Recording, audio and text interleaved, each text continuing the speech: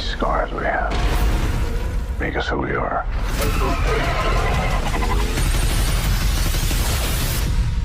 But if I could just go back somehow, I could save my mom. I could save your parents. You could also destroy everything. I completely broke the universe. You changed the past, and you changed the future. Who the hell are you? I'm Batman. No matter what we do, we're not going to be able to fix this. No! Nobody dies! The Flash. What are you doing? Our kids are going to want to see this. Welcome back, everyone. It's Charlie. There's a brand new Flash trailer with a bunch more Batman, so we'll break it all down. I'll also explain Flashpoint Batman 2, because they've obviously changed some things from the comics, but there's a lot of references to the original Flashpoint comics too. During that story, they do a lot of really interesting things with the mythos because of the alternate timeline Flash creates. Always creating amazing things by messing up the timeline, both on the Flash TV show and during the Flash movie now. What did I do this time? That original Flash meme from way back in the first couple seasons is going to last to the heat death of the universe. Like, it's just so perfect in present day. Sure is a nice timeline. Be ashamed if someone mess it up. If you're brand new to the channel, be sure to subscribe to get all the videos. I know there's a lot of questions about what's happening with the Flash TV show too with Grant Gustin Flash, because that's basically in its last couple of episodes ever. It will have its series finale in a couple weeks, basically bringing back all the biggest villains for the last couple of episodes, and paying off some long-running fan theories with some characters like Cobalt Blue too, that people have had since the very beginning of the show. But at the beginning of the new trailer, you see a much longer version of Ben Affleck's Batman at the beginning of the movie, earlier in the movie, on his new Batcycle, taking down these criminals in Gotham City. It's meant to be just like another save, another day for Batman doing his thing. It's their way of showing you what's happening after the events of the Justice League Snyder Cut. Like, life has continued, Batman is just still being Batman, doing his thing every day in Gotham. The difference with this scene is that it's actually happening in the middle of the day, because usually when you see Batman in Gotham City taking down criminals, it's happening in the middle of the night. The version of the Batcycle that they have during the Flash movie is like a slightly different, upgraded version of an idea that Zack Snyder had for his Batcycle during Batman v Superman and the Justice League movie. I think they would have eventually done it during the Justice League movie, but the idea is that Zack Snyder had all this concept art that they didn't wind up using during Batman v Superman when they introduced his version of Batman.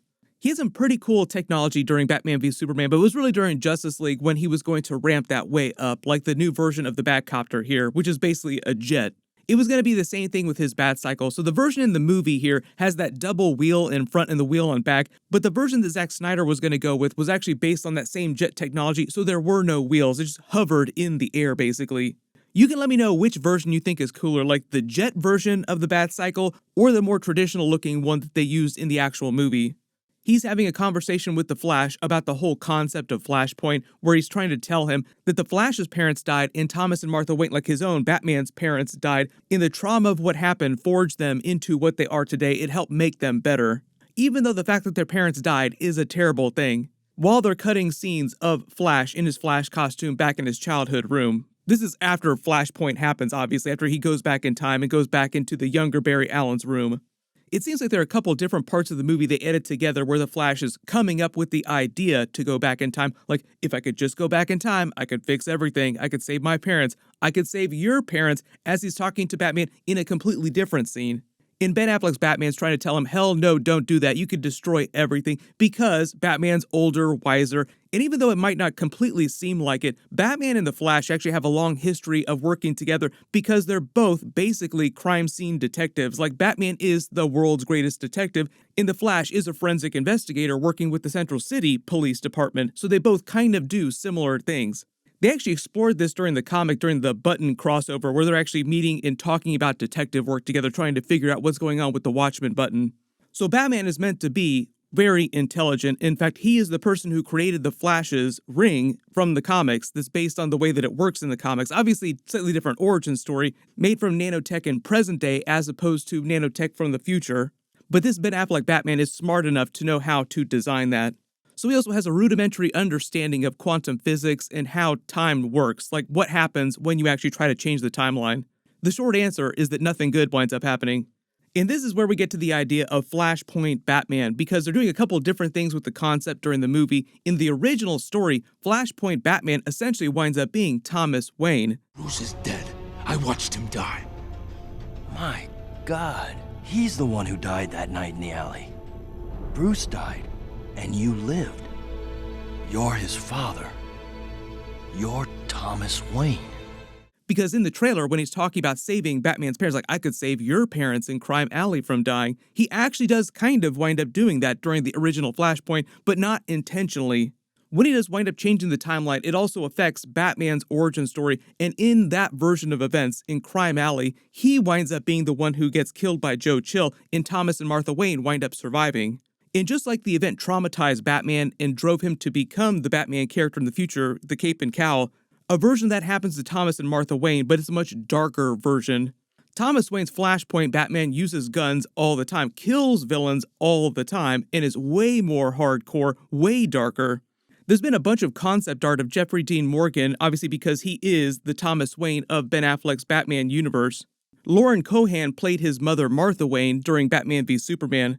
There's also been concept art of the Flashpoint version of her character, and in Flashpoint, Martha Wayne becomes Flashpoint Joker, which arguably I think is a little bit darker, even though Jeffrey Dean Morgan would be like the Negan version of Batman, to make a Walking Dead reference. The funny connection about that too is there's been all these Easter eggs for him on The Boys TV show, which is kind of like a DC parody with the Justice League, the Seven, Homelander. And concept art of him is the Tech Knight character, which is sort of an amalgam version of Batman and the Iron Man character from the Marvel Universe. He'd be amazing in any of the roles because both versions of those characters, like Flashpoint Batman as well as the Tech Knight character, are just totally messed up. Very cool in messed up ways in their own way, but in completely different ways. Like, Flashpoint Batman is definitely dark, just really hardcore, but if you think The Boys TV show has gone over the top with how crazy it gets, how crazy some of the things the characters do are, the things that Tech Knight does in the comics are way beyond that, way more messed up.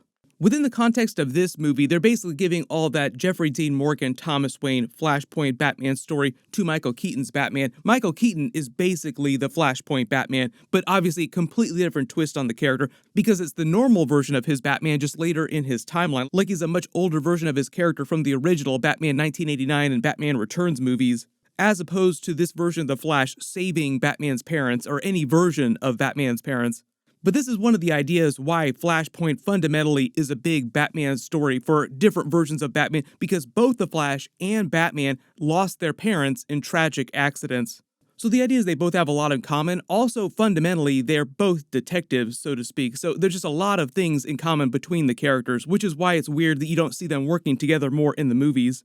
They kind of started to do that during the Justice League Snyder Cut, but obviously for movie franchise, like regular movie reasons, they wanted to establish the characters on their own, because obviously it was still all relatively brand new. But in all the Justice League sequels that Zack Snyder planned, like Justice League 2, Justice League 3, a lot of their story is tied up together, like the whole idea with Flash time traveling. Batman gets into a lot of that, like you see in that distant nightmare future. Both of them are working together still. Batman is trying to help Flash and Cyborg try to figure out time travel so that they can save this version of reality. I'm sure there's going to be a lot of questions about how time travel works inside the DC universe, because obviously they're using this movie and the whole concept of Flashpoint to reboot into James Gunn's DC Chapter 1, Gods and Monsters.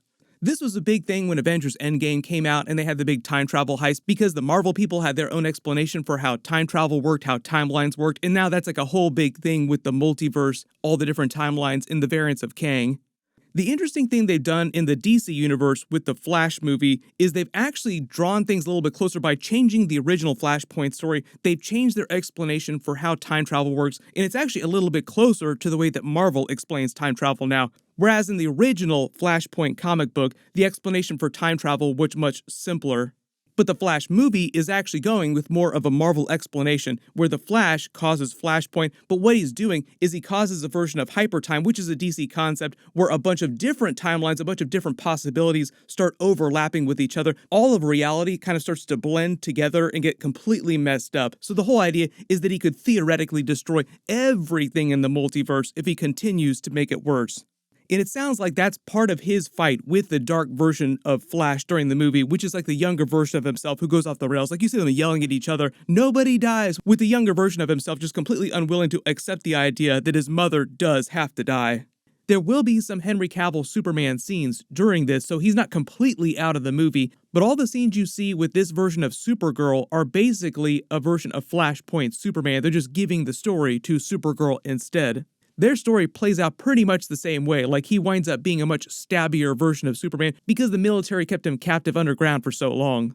Even though it is really cool that Michael Keaton Batman is coming back as his version for this movie, it would have been cool to see Jeffrey Dean Morgan as a version of Flashpoint Batman. He said many times that he is totally willing to come back, and they might have actually thought about it at one point before they got Michael Keaton on board for this.